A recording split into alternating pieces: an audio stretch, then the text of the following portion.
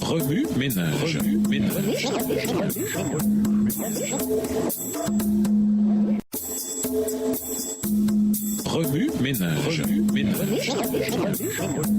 Bienvenue dans votre émission. Remue ménage. Nous voilà à la leçon de jeudi, un Dieu, un peuple. Lisons Romains 12, les versets 3 et 6. Romains 12 et versets 3 et 6. Par la grâce qui m'a été donnée, je dis à chacun de vous de n'avoir pas de lui-même une trop haute opinion, mais de revêtir des sentiments modestes, selon la mesure de foi que Dieu a départie à chacun. Puisque nous avons des dons différents selon la grâce qui nous a été accordée, que celui qui a le don de prophétie l'exerce selon l'analogie de la foi. La musique me fascine. On peut jouer de différents instruments ensemble à condition que les musiciens jouent de façon appropriée. Ainsi, chaque musicien joue sa partition avec brio. Bien que les notes de chaque partition soient différentes, le résultat est harmonieux et le son grandiose. À travers le fonctionnement d'un orchestre, on peut voir et comprendre le fonctionnement de l'Église. Chaque musicien doit jouer sa partition de façon à la rendre comme le compositeur l'a voulu. Ainsi, chaque membre d'Église doit tenir un rôle dans le fonctionnement de l'Église. Pour qu'à l'instar de Jésus, nous ayons un impact positif sur nos semblables, nous devons être unis en lui. Nous devons travailler d'un seul cœur et d'une seule âme. Dans l'orchestre, les musiciens ont différentes capacités. Certains jouent du violon, d'autres du violoncelle, d'autres de la flûte. Au sein de l'Église, nous avons aussi différentes capacités. Enseignement, prophétie, sagesse, connaissance,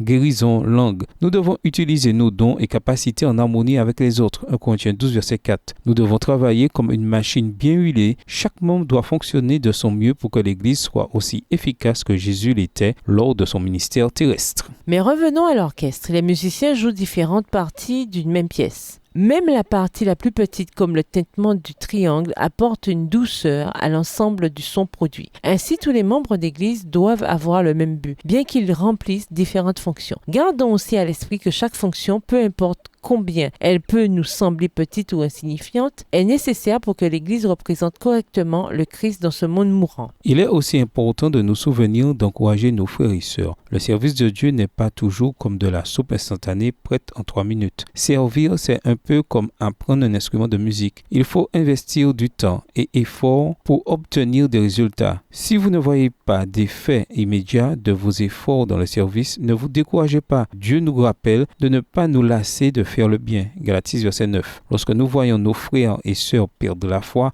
nous devons les encourager avec amour à rester sur le droit sentier. Hébreux 10, verset 24. Souvenez-vous que Jésus est fidèle dans ses promesses et que si nous continuons à faire ses bonnes œuvres, nous récolterons ce que nous avons semé. Galates 6, verset 9, Hébreux 10, verset 23. Remue ménage. Connaissez-vous vos dons et vos talents? Les utilisez-vous au meilleur de votre capacité en tant que membre de la communauté de serviteurs du Christ? Que pouvez-vous faire pour encourager ceux qui semblent perdre la foi? Au revoir. Et à demain si Dieu veut.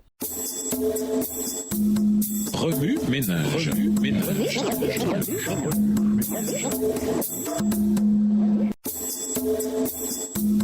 Remue ménage.